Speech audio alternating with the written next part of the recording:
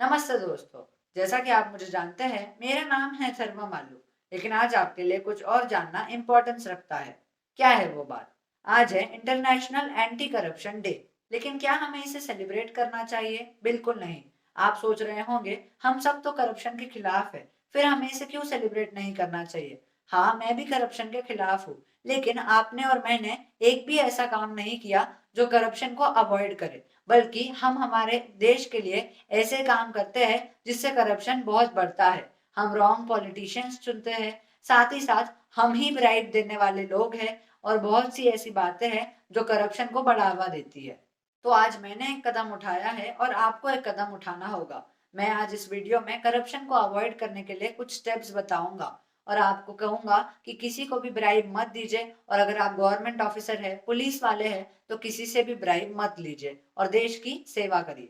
Main topic को शुरू करने से पहले मैं आपको कुछ बताना चाहता हूँ। नीतीश राजपूत जो एक यूट्यूबर है, उन्होंने उनके यूट्यूब चैनल के एक वीडियो में सवाल पूछा था कि अगर पॉलिटिक्स समाज सेवा है तो पॉलिटिशियंस को सैलरी क्यों दी जाती है, और अगर समाज सेवा नहीं है बल्कि एक जॉब है, तो उसके लिए एग्जाम और क्वालिफिकेशन क्यों नहीं है? तो उसके लिए मेरा जवाब ये है कि नीतीश सर, ये ना तो समाज सेवा हो सकता है, ना तो एक जॉब हो सकता है। मुझे ऐसा लगता है कि पॉलिटिक्स वो चीज है जहां पर अच्छे लोग एंटर नहीं कर सकते और बुरे लोगों को निकाला नहीं जा सकता। आइए अब एक अनोखा रिश्ता देखते हैं करप्शन और डेवलपमेंट का। आइए देखते हैं कि ये रिश्ता क्या कहलाता है। जब भी कोई इंफ्रास्ट्रक्चर प्रोजेक्ट होते हैं, रोड बनते हैं या लैंड खरीदा जाता है, तो कुछ ना कुछ करप्शन के किस्से सामने आते हैं।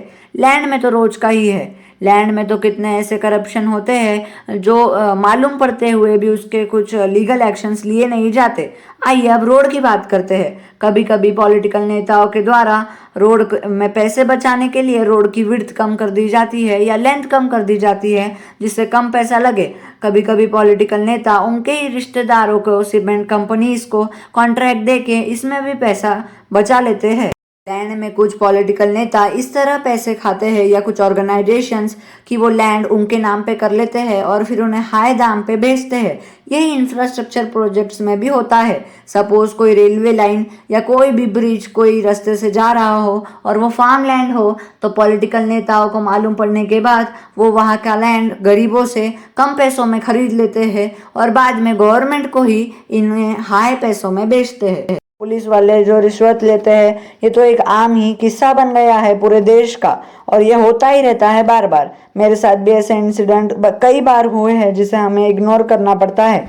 ये पिक्चर कहलाता है कि लोगों का खून, कॉमन मैन, मिडिल क्लास लोगों का खून एक नेशनल ड्रिंक बन गया है जो कोई भी आ जाके चूसता रहता है। जैसे कि पॉलिटिकल नेता, कई बड़ी बड़ी ऑर्गेनाइजेशन और कंज्यूमर गुड बेचने वाले कंपनीज भी।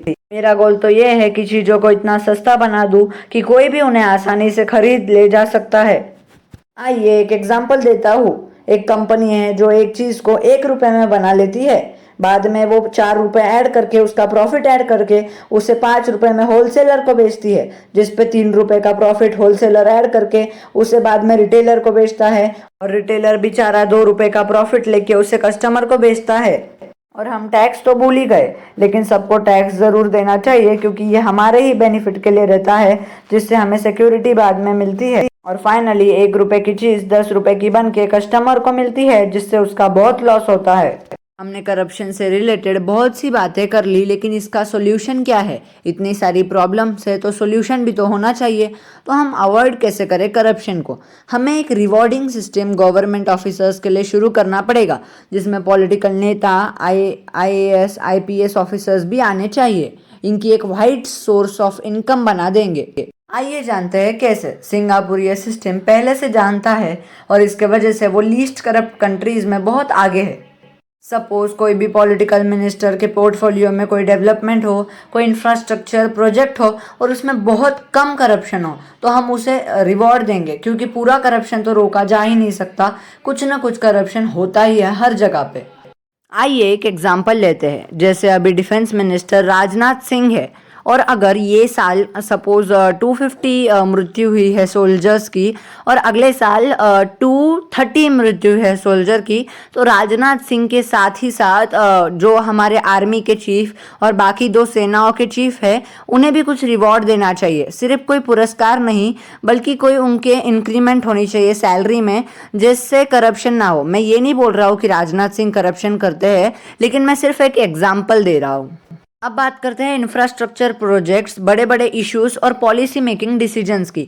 इन्हें मुझे लगता है अगर ये बहुत बड़े हो गए, कंट्री लेवल पे हो गए या स्टेट के भी लेवल पे सबसे बड़े हो गए, तो इन्हें सीक्रेट रखना चाहिए। इनके बारे में ज़्यादा लोगों को मालूम नहीं रहना चाहिए। अगर कंट्री के बारे में हो तो पीएम और कुछ कैबिनेट मिनिस्टर्स को, और अगर सपोज स्टेट के बारे में बहुत बड़ा डिसीजन हो तो पीएम को और सीएम को ही मालूम रहना चाहिए। जैसे नोटबंदी के टाइम पे बहुत ही कम लोगों को मालूम था, जिसके वजह से जो पॉलिटिकल नेता करप्शन करते थे, जिनके पास एक्स्ट्रा ब्लैक मनी था, उनको पकड़ा जा सका।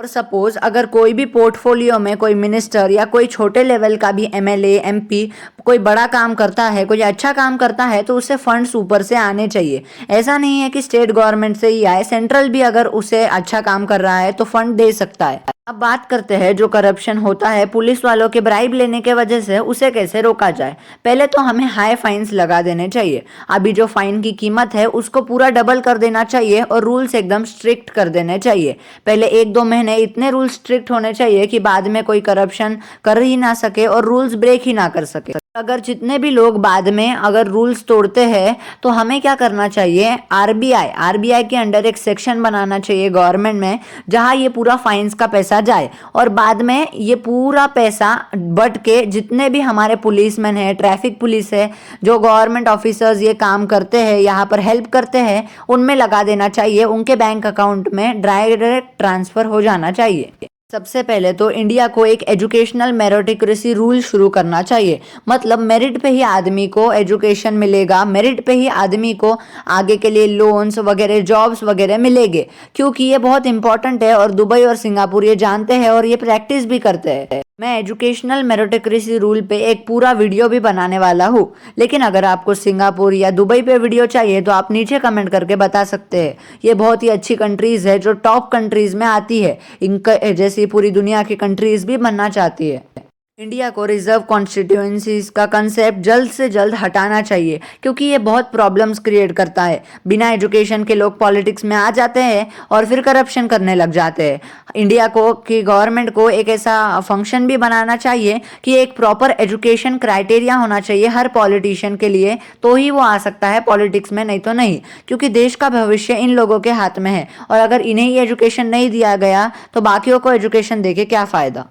इसी के साथ मैं अपनी वाणी को विराम देता हूँ और आपको ये कहना चाहता हूँ कि अगर आपको वीडियो अच्छा लगा होगा और ऐसा लगता है कि और भी लोगों को इसके बारे में पता चलना चाहिए, तो इसे अपने फैमिली मेंबर्स और फ्रेंड्स के साथ शेयर कीजिए। साथ ही साथ अगर आप ये शेयर करते हैं तो उन्हें भी एक मौका मिलेगा इंडिया से करप्शन को इरेडिकेट करने में, हटाने में। वीडियो को लाइक कीजिएगा। अगर आपने अभी तक चैनल को सब्सक्राइब नहीं किया होगा तो वो भी कर देना, जिससे हमारा उत्साह बना रहेगा और ऐसे ही और भी वीडियोस आपको मिलते रहेंगे। साथ ही साथ कमेंट करके आप हमें बता सकते हैं कि और किन टॉपिक्स पर आपको वीडियो चाहिए। धन्यवाद।